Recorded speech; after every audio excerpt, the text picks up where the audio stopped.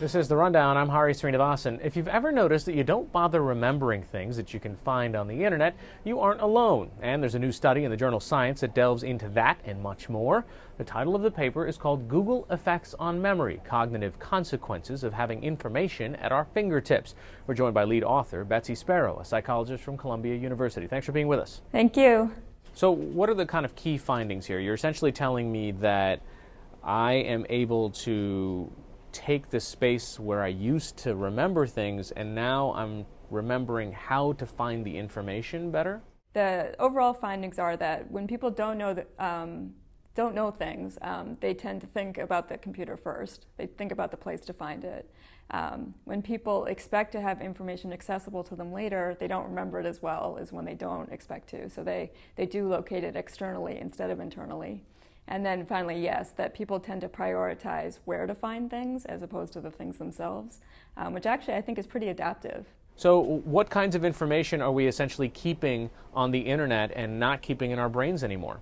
My guess is mostly the information that we don't have to use in our day-to-day lives, the things that we aren't experts in, so the things that we aren't the transactive memory source for other people. So what is transactive memory? So transactive memory is this idea that we have external memory systems that are available to us, and typically or historically they were described as other people.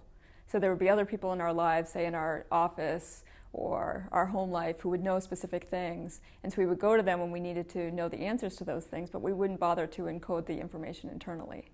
We would just know what they knew and know to go to them to find out. So, people have been complaining about this idea ever since we had the written word. I mean, there were philosophers saying, oh my gosh, we're going to forget everything. The oral tradition is where it's at. We really need to remember this. Is this kind of that next evolution? Are we essentially taking our memories and putting them outside of our brains? Not memories, I should say, but huge chunks of our brain and putting them outside?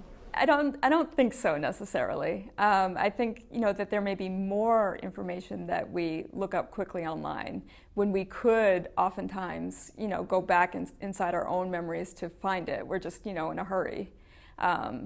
So the stuff is still there. It's just we're not accessing it as much as we used to. And I also think it's not all that different from the transactive memory sources that we've always used. It's just more salient to people that we're using it this way.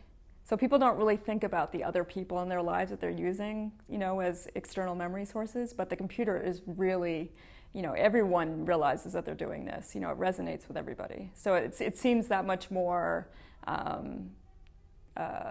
guess, scary in some ways, that the idea that we're locating everything that we learn outside of ourselves, and so does that have any kind of impact on our ability to remember things in general?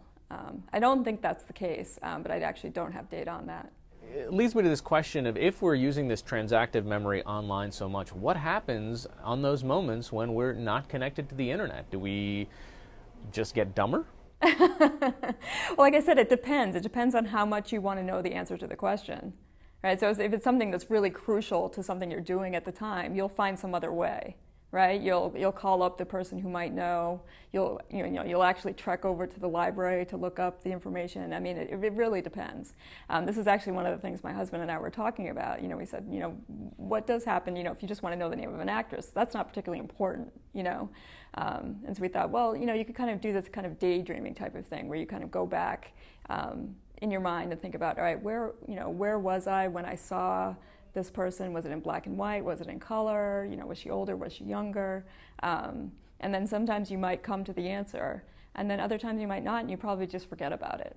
Okay, and we should also mention that you had help from Jenny Liu of the University of Wisconsin-Madison and Daniel Wegner of Harvard University. But Betsy Sparrow, the lead author and psychologist from Columbia University, thanks so much for joining us. Thank you. This is The Rundown. I'm Hari Srinivasan. Stay with us.